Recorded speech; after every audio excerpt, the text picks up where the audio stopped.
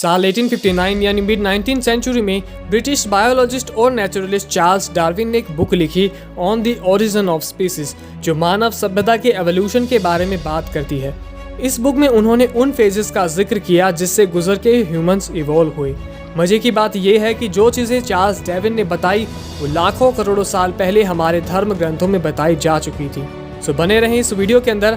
आज हम डार्विन की थ्योरी ऑफ एवोल्यूशन को भगवान विष्णु के दशावतार के साथ कंपेयर करने वाले हैं। तो अगर आपको ये वीडियो पसंद आए तो वीडियो को लाइक जरूर करना।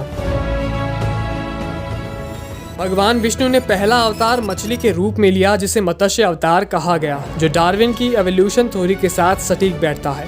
डार्विन के हिसाब से लाइफ सबसे पहले पानी के अंदर पनपी, जैसे कि मछली। भगवान विष्णु का दूसरा अवतार था कूर्म अवतार, जिनका जिक्र कई सारे पौराणिक किस्सों में भी मिलता है और समुद्र मंथन उनमें से एक है। कछुआ एक एम्फिबियन है।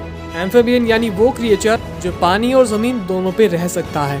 डार्विन की थ्योरी के हिसाब से पानी के काफी स्ट्रगल्स के बाद एवोल्यूशन में एक और स्पीसीज जन्म लेती है जो एम्फिबियंस थे, लाइक टर्टोटाइज यानी कछुआ जो पानी और जमीन दोनों पे रह सकता है। तीसरा अवतार वारह अवतार था, जो एक सूअर का अवतार था। जब हिरण्याक्ष ने पृथ्वी को पानी में छिपा लिया था तब भगवान वारह ने पृथ्वी को बाहर निकाला था। डार्विन की थ्योरी के हिसाब से एम्फिबियंस के बाद टेरेस्ट्रियल एनिमल्स इवॉल्व होने लगे थे, जैसे कि पिग जो डायनासोर्स की याद दिलाते हैं, जो उनसे 1000 साल पहले जिंदा थे। भगवान विष्णु का चौथा अवतार नरसिम्हा अवतार था, जिनमें वो आधे जानवर और आधे इंसान थे। डार्विन के हिसाब से टेरेस्ट्रियल एनिमल धीरे धीरे जानवरों से इंसान की तरफ बढ़ने लगे थे। अब उनकी बॉडी पोस्चर और फिजिक्स चेंज होने लगी थी। भगवान विष्णु का पांचवा अवतार वामन अवतार था, जो हाइट में थोड़ा छोटे और थोड़े इंटेलिजेंट थे पहले के मुकाबले, and which is also said bye Darwin in the theory of evolution. अब धीरे धीरे उनका दिमाग भी इवॉल्व होना शुरू हो चुका था according to Darwin's evolution theory. भगवान विष्णु का छठा अवतार था परशुराम अवतार, जो अब इंसानी रूप में आ चुके थे। ये जंगलों में रहते थे। इन्होंने 21 बार पृथ्वी से क्षत्रियों का संहार किया। डार्विन की थ्योरी के हिसाब से अब तक इंसान लगभग अपने असली स्ट्रक्चर में आ चुका था। वो पहले से और बुद्धिमान हो चुका था और पावरफुल हो चुका था। वेपन भी बनाना और इनका यूज करना भी शुरू कर चुका था। फिर भगवान राम उनके 7वें अवतार थे, जो धर्म, न्याय, गुण, सभ्यता जैसी चीजों के प्रतीक थे। और अब लोग मर्यादा को समझ चुके थे।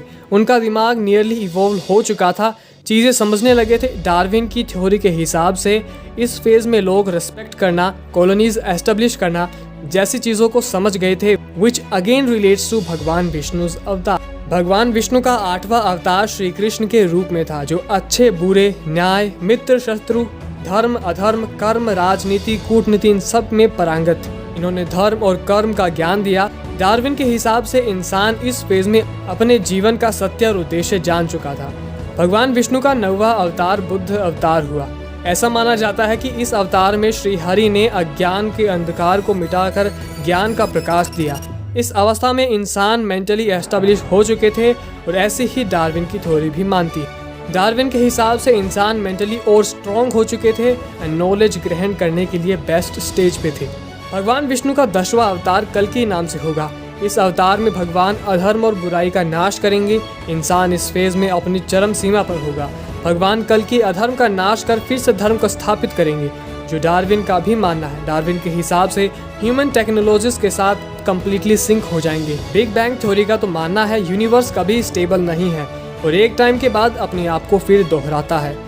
आपका क्या मानना है डार्विन की थ्योरी ऑफ एवोल्यूशन और भगवान विष्णु के 10 अवतार के रिलेशन के बारे में? Let me know in the comment section. अगर आपको वीडियो पसंद आई हो तो वीडियो को लाइक करना, शेयर करना और चैनल पे नए हो तो चैनल को सब्सक्राइब करना ऐसी और इंटरेस्टिंग वीडियोस के लिए। Till then keep watching our videos and thanks for watching this video.